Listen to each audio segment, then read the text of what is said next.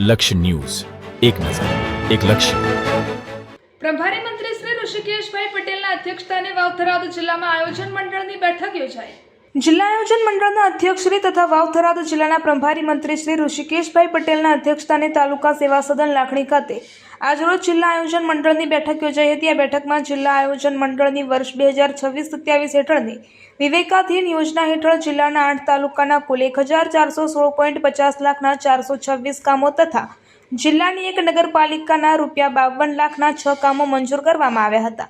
આ બેઠક દરમિયાન જિલ્લામાં પાણી પુરવઠો, રોડ રસ્તા, સ્વાસ્થ્ય, વીજળી, સ્વચ્છતા અને ગટર લાઇન સહિતના વિકાસ કાર્યો અંગે ચર્ચા કરવામાં આવી હતી.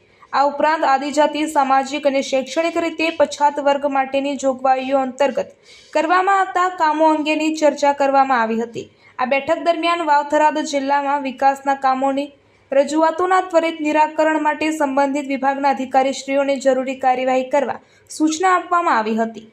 આ પ્રસંગે અધ્યક્ષ શ્રી ઋષિકેશભાઈ પટેલે દરેક વિભાગના અધિકારીઓ તથા કર્મચારીઓને વિકાસ કામોની વહીવટી મંજૂરી મળ્યા બાદ ઝડપી કામગીરી હાથ ધરી ગુણવત્તા અને તકેદારી સાથે પૂર્ણ કરવા માર્ગદર્શન આપ્યું હતું. આ સાથે જ વાવ-થરાદ જિલ્લામાં યોજનાકીય કાર્ય અંગે વધુ સજાગતા રાખી અસરકારક કામગીરી કરવા સંબંધિત વિભાગોને સૂચના આપી હતી. આ બેઠકમાં મંત્રી શ્રી સ્વરૂપજી ઠાકોર, દિયોદર ધારાસભ્ય શ્રી કેશવજી ચૌહાણ, જિલ્લાના પદાધિકારીશ્રીઓ, જિલ્લા કલેક્ટર શ્રી જે.એસ. પ્રજાપતિ, જિલ્લા વિકાસ અધિકારી શ્રી કાર્તિક જીવાણી, જિલ્લા આયોજન અધિકારી શ્રી સહિતના જિલ્લાના ઉચ્ચ અધિકારીઓ, કર્મચારીઓ ઉપસ્થિત રહ્યા હતા.